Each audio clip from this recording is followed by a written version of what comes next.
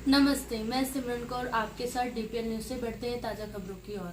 Bhopal public school पर छात्रों के लिए विशेष प्रयास। दीपक गुप्ता, प्राचार्य, साकेत नगर स्थित भोपाल पब्लिक स्कूल पर छात्रों के लिए विशेष प्रयास किया जाता है। प्राचार्य दीपक गुप्ता ने कहा कि भोपाल पब्लिक स्कूल पर अनेक निर्धन वर्ग के छात्र शिक्षा प्राप्त करते हैं। उनकी कोशिश है कि पैसों के भाव में कोई छात्र शिक्षा से वंचित नहीं रहे। दीपक गुप्ता साकेत नगर भाजपा मंडल अध्यक्ष भी है। उन्होंने कहा कि इस समय पूरे देश में एक आत्मविश्वास का वातावरण बना हुआ है जो छात्रों को भी भविष्य में नई ऊंचाई छूने के लिए प्रेरित कर रहा है।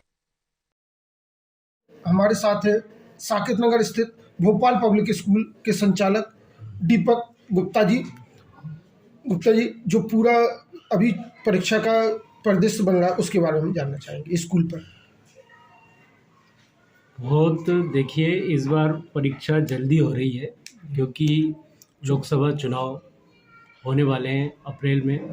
अभी आज के पेपर की ही खबर है कि 10 फरवरी तक घोषणा हो जाएगी चुनाव की।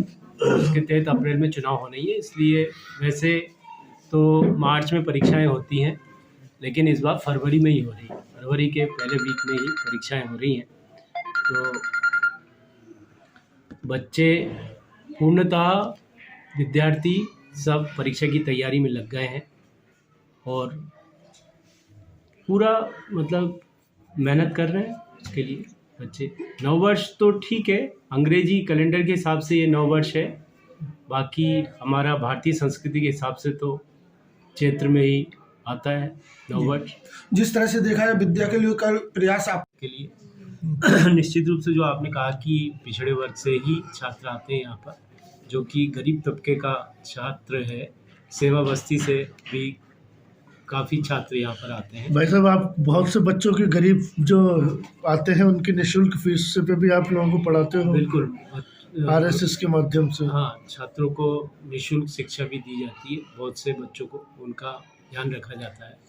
जो भी फीस भरने में तकलीफ होती है तो उनकी भी फीस माफ़ करी जाती है। जैसे आपने कहा ध्यान रखने की बात है, जिस तरह से परिवार के द्वारा जिस तरह से बैकग्राउंड से छात्र आते हैं तो आपको एक टीचर्स के साथ ही या गार्जियन की भूमिका भी निभानी पड़ती होगी। बिल्कुल, पूर्णतः निभानी पड़ती है क्योंकि उनके माता पिता दोनों काम पर जाते हैं। तो हम यहाँ पर बच्चों का बिल्कुल गार्जियन की भी पूरी भूमिका निभाते हैं। उनको घर का भी पूरा टाइम टेबल बना करके देते हैं। गुप्ता जी, कितने बच्चे होंगे जिन बच्चों को आप निःशुल्क पढ़ाते हैं? सरकार की योजना है, आरटी के तहत 25% तो वो रहते ही हैं और हमारे तरफ से भी हम 5-10% बच्चों को कर देते हैं जो फीस देने लायक नहीं होता है। हाँ, उनको भी हम कई सुबह उनकी दिक्कत आ जाती है कि फीस नहीं दे पा रहे, तो उनका फिर पिछली बार भी आपके यहाँ से 12th वाले में कुछ छात्रों ने मुख्यमंत्री मेधावी छात्र योजना का भी लाभ मिला था। तो उम्मीद करें कि इस बार भी 10th-12th के लिए कुछ विशेष प्रयास कर रहे हैं। हाँ, उनको इस बार भी निश्चित रूप से 5-6 बच्चे तो आएंगे ही उसमें मेरिट में आप आएंगे। उम्मीद करें कि जिस तरह से जिस वातावरण में आप सहयोग कर पा रहे हैं, इस दृष्टि से कहा जाए कि एक सामाजिक संतुष्टि भी आपको मिलती होगी कि समाज के लिए कुछ कर पा रहे हैं।